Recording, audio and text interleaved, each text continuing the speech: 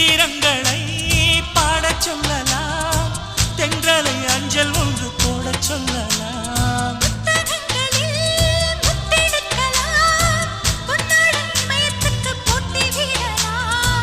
பூமிக்கு பொட்டு வைத்து பார்க்கலாம் பார்க்கலாம், பூவுக்கும் ஆடை தைத்து போடலாம்.